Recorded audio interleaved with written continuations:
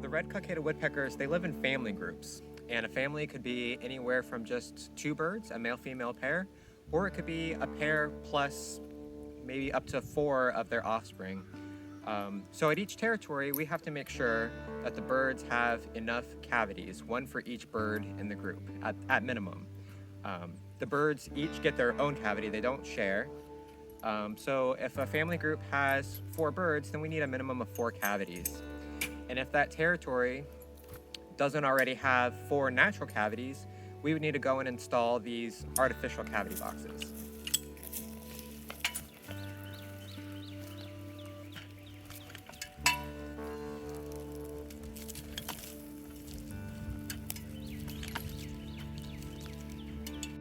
Today, we are replacing 2 of the cavity boxes.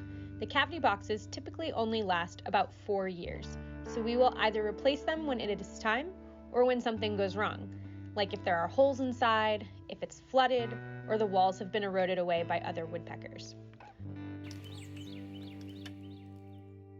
The first step to replacing a box is to remove the wood putty from the front. The wood putty is used to seal the box in the tree, so we have to chip it away before we can remove the old box.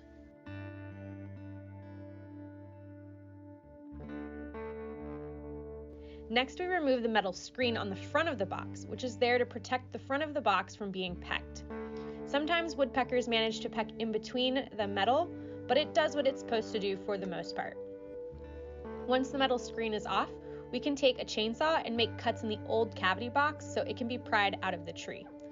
First, we make one long cut down the center, and then we make a series of horizontal cuts to break it into pieces. Then we can hammer out the chunks. The hammer breaks apart the pieces, and once it falls apart, we can remove the old box.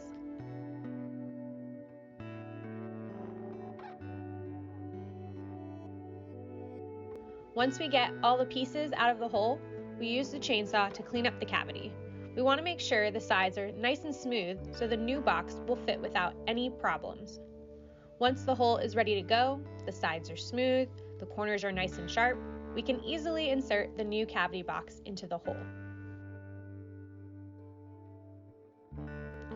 We put wood putty on the side, back, and bottom of the box to help hold the box in the hole in the tree. We also use wood shims, which we hammer along the outside edges of the box to keep everything nice and tight. We do not want this box to wiggle around or fall out. It can get pretty windy here at Avon Park, so the trees tend to sway, and we want to make sure our new cavity box is a nice and secure home for the woodpeckers.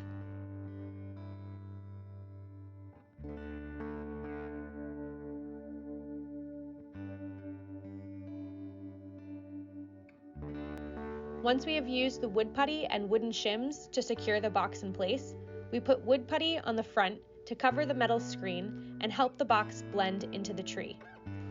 Then we spray paint on top of the wood putty to blend the cavity box in with the tree even more. As we come down the ladder, we have a brand new home for the woodpeckers to use. So we just finished replacing 2 cavity boxes at this territory, and we're hoping that birds will find them soon and make use of them. Thanks for joining us today out on the Pine Flatwoods at Avon Park Air Force Range.